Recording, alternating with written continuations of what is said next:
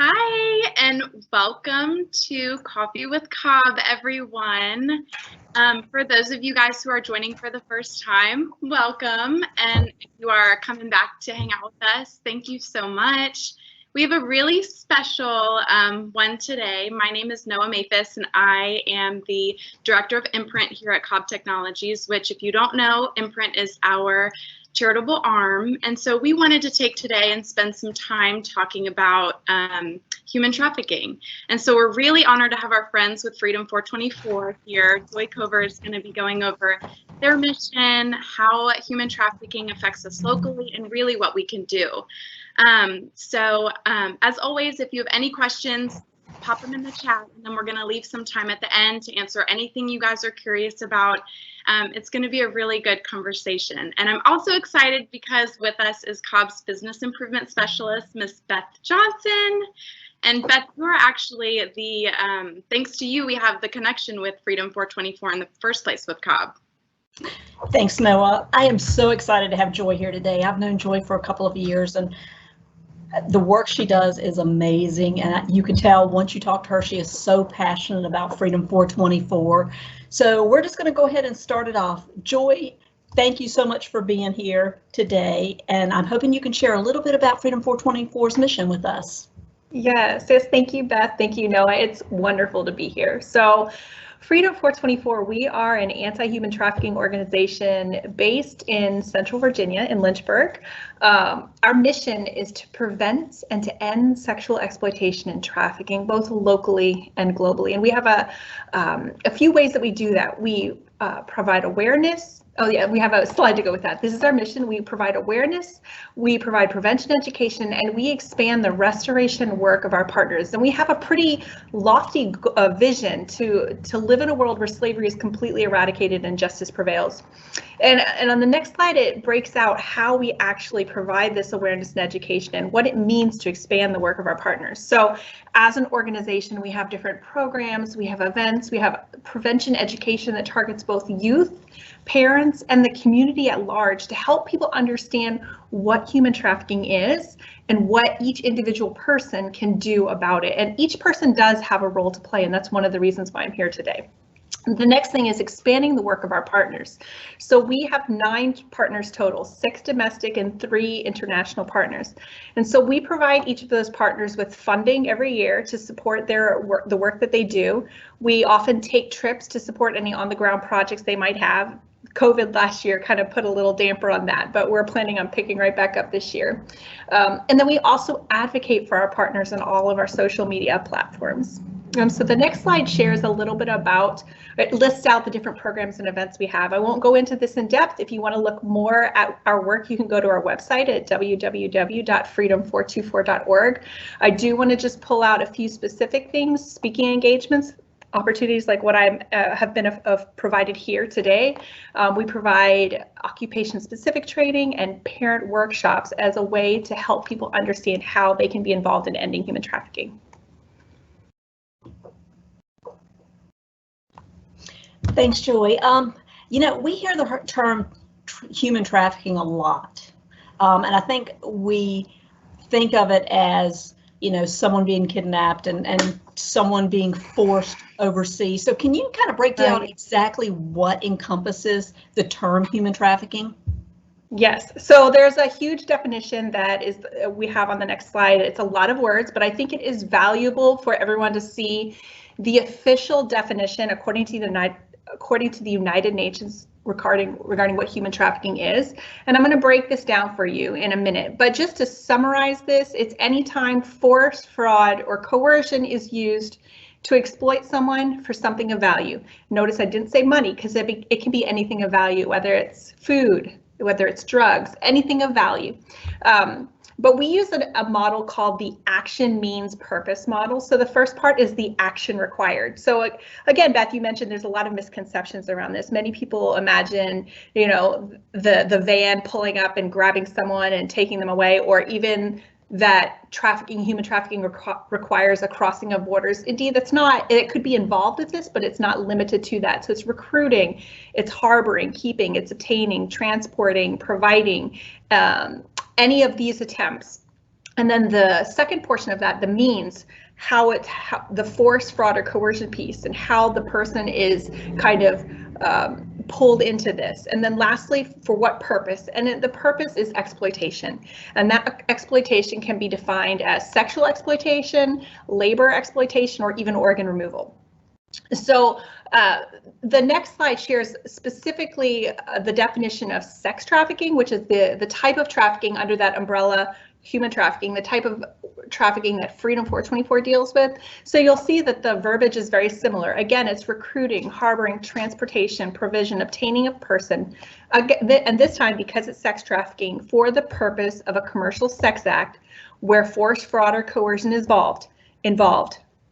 Except, and this is the caveat, if the person is under 18, if they are a minor, force, fraud, or coercion does not have to be a part of this because minors cannot consent. And this is something important to keep in mind, because if you have, for example, which we often homeless or youth who have a higher vulnerability, and one of those being the homeless realm, if they're engaging in survival sex, for example, just to be able to find a place to live, they might be engaging as their individual and their own person, but because they're a minor, it still doesn't matter. They cannot consent. So force, fraud, or coercion is not there, but they are still considered a victim of sex trafficking. And then on the next slide, it just shows a few statistics of this issue. And I would hold these lightly because human trafficking is something that's very hidden. It's dark. It's something that you don't see. You don't walk down the street and you're not able to easily identify a victim of human trafficking. And so we use these statistics to guide our way, but we hold them lightly. So at this time, there's an estimated 40 million slaves worldwide. This industry is grossing about $150 billion a year. So there are a lot of people getting rich off of the selling of other people, which is absolutely enraging. And it's right now the second highest grossing criminal enterprise, right behind the drug trade. So we use these statistics, again, as a way to help people understand that it is happening, but we also use the analogy of an iceberg where we really only know what you can see above the water. It's just really, though, the tip of that iceberg, and what's below the water, there's just so much more that we're still learning all the time. So, Joy, who are the victims? Are there certain age groups that are more prone to becoming trafficked? So anybody who has, we train people to know that if you have a vulnerability, you could be a victim of sex trafficking, and we all have vulnerabilities, so that really opens up the doors pretty wide.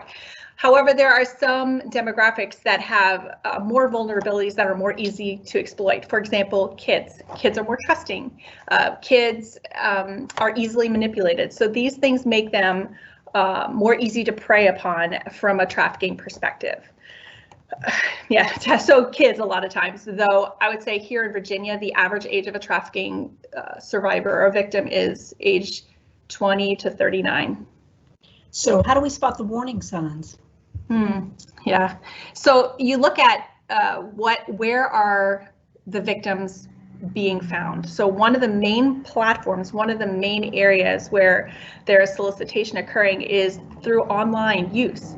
And so there are 84% of defendants right now on trial for sex trafficking who use the internet as part of their process. So that could be that they use the internet to prime, maybe pornography to prime before they purchased a person, or they actually use the internet to purchase an individual, whether it's an escort service or a pornography site or something like that. So again, that's 84% of the perpetrators, defendants on trial for sex trafficking. Think about now youth spending an average of 7 hours online on their phones. And then with the pandemic, there was an increase in that because kids are online, parents are trying to juggle working from home and navigating all of that. And maybe they're not able to track as closely what their kids are doing. So all of this is creating a perfect storm. So some of the warning signs just through that online lens is have your youth connected with people that they've never met online? Are there people reaching out to them, asking them for explicit content?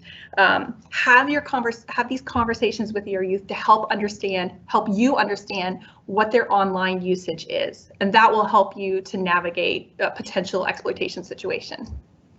So once they found someone that they feel like they can exploit, does it always escalate to violence? No. So in fact, the most common tactic in the United States right now is called the boyfriend pimp. So this this tactic doesn't require violence. It's more fraud and coercion because it starts as a dating relationship where the trafficker takes, I don't know, 4, 6, 8 months to get to know the individual that they're dating, to learn how they can exploit and how they can manipulate that person.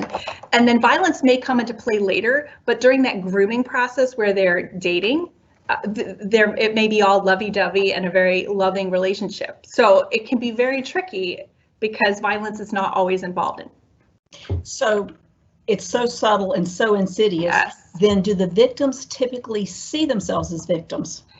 Right. No, that is the tricky part about it. And again, I talked about those statistics in the beginning. It's hard for us to know the full breadth of this issue because even the victims may not self-identify as a trafficking victim.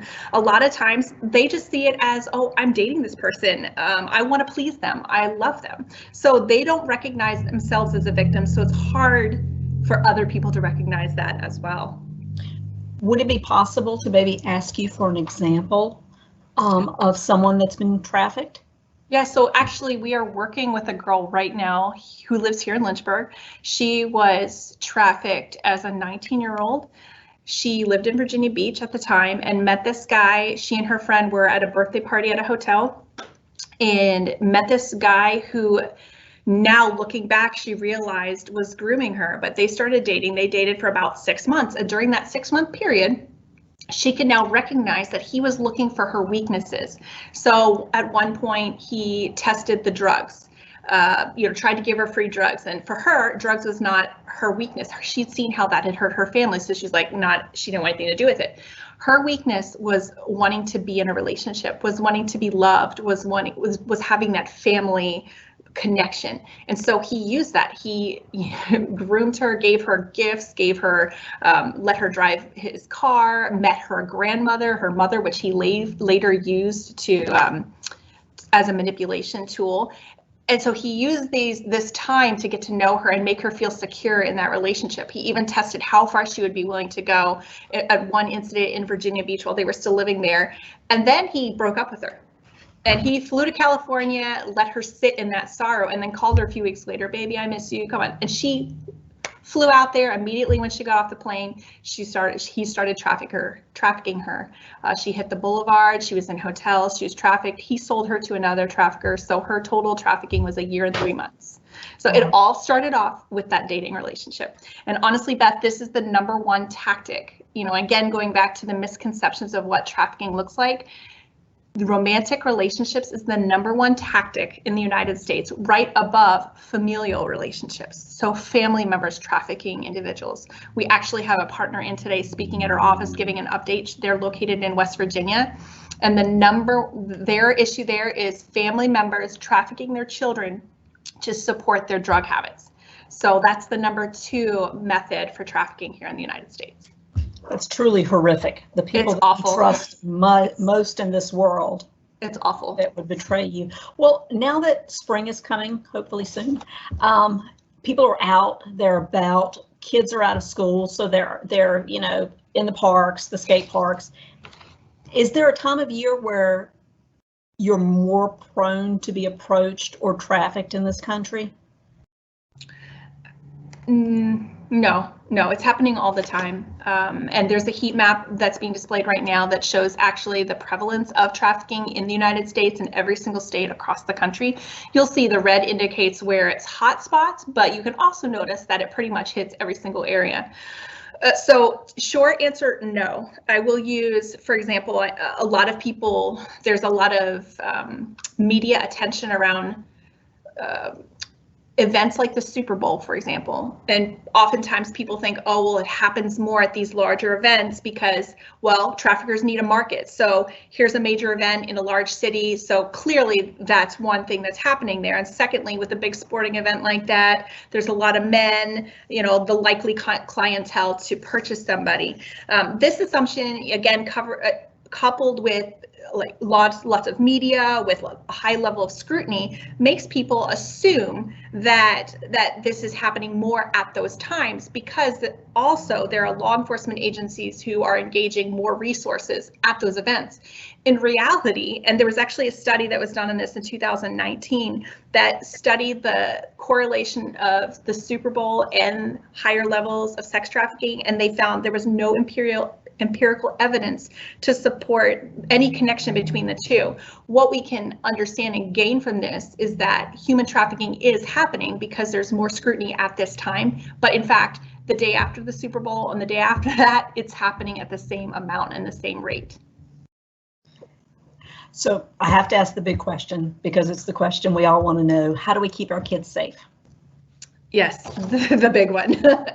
I would honestly, and it's so overly simplified, but then also it's really hard, is talk to your kids.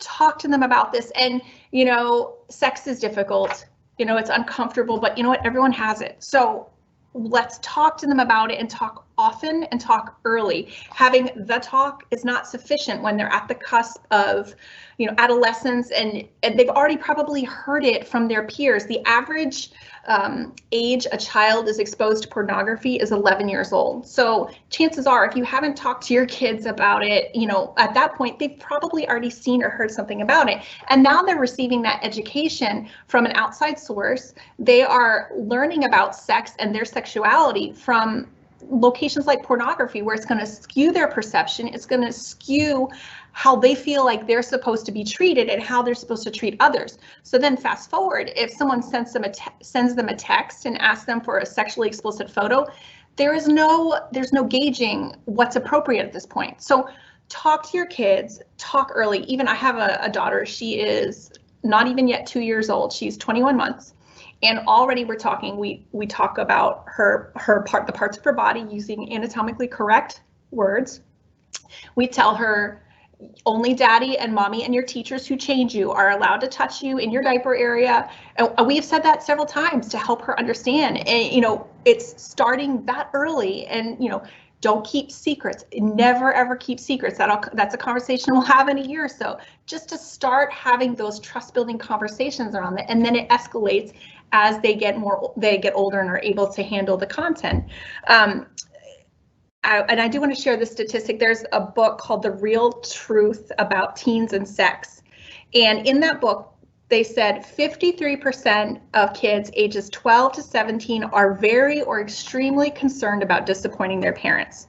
And only 3%, there's several levels in between, but at the bottom, only 3% are not concerned at all. So when you apply that to this topic, and you have a bunch of teens who are worried about disappointing and worried about, well, the things that I do are going to, my parents are going to get really mad at me for this. They don't talk to their parents about what's happening. We dealt with a girl, we have a relationship with a girl in the Shenandoah Valley who somebody sent her some sexually explicit texts, and for several days she did not tell her mom because she was scared. She's like, I didn't want to disappoint her. I felt like I would get in trouble if I told her, and she realized I hadn't told her right away. It turns out that the person texting her was a predator who planned to either take her to Harrisonburg, Virginia and rape and kill her, or take her to Mexico and sex traffic her.